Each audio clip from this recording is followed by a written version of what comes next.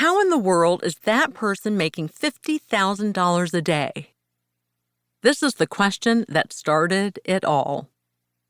A few years into my consulting business, one of my colleagues told me about her close friend who had less hands-on client experience than either of us and was personally commanding $50,000 a day to provide expertise to top executives. I was at once terribly envious and incredibly inspired. This conversation occurred while I was in the midst of a reevaluation of my firm's strategy because we, on the other hand, were being forced to lower our prices. Somewhere along the way, our consulting services had come to be viewed as commodities. Meanwhile, and quite ironically, we were finding it increasingly difficult to convince our clients that they didn't look, sound, or act any different from the competition, that it wasn't clear as to whom they were trying to serve, and that they didn't have a clear message that resonated with prospects. Even leading technology companies were beginning to face the same challenges as competitors started matching them on functions, features, and price. These experiences were in stark contrast to my earlier experience in helping to launch and grow what was then called the Communications Industry Group, or CIG, at Accenture. Starting from ground zero and operating much like a venture-backed startup, we had lots of market forces working against us and still managed organic growth to revenues of over $850 million in less than a decade, in the midst of a recession. What did my colleague's friend and CIG do right? What did my firm and most other companies need to do to achieve this kind of sustainable differentiation in order to ensure ongoing profitable growth? Somehow, certain companies were each succeeding at becoming and remaining the dominant go-to brand, able to command high prices relative to the competition, while everyone else languished as Me Too providers.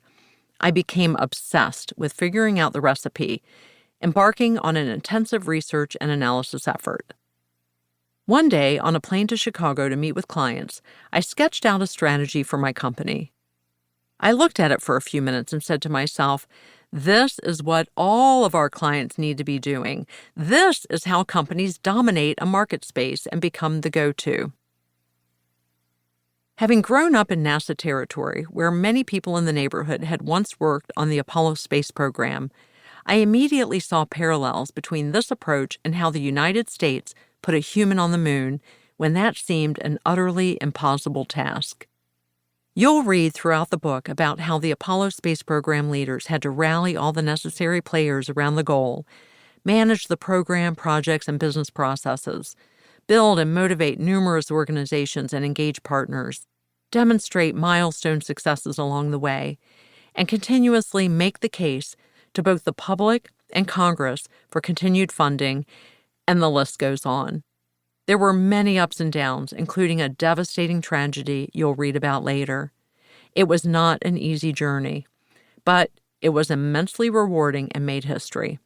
If the Apollo team could accomplish its seemingly unachievable task in less than 10 years, anything is possible in the corporate realm.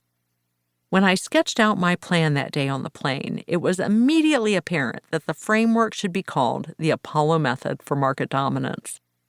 My research and experiences have resulted in some fascinating stories, examples, and analogies, which I share in this book.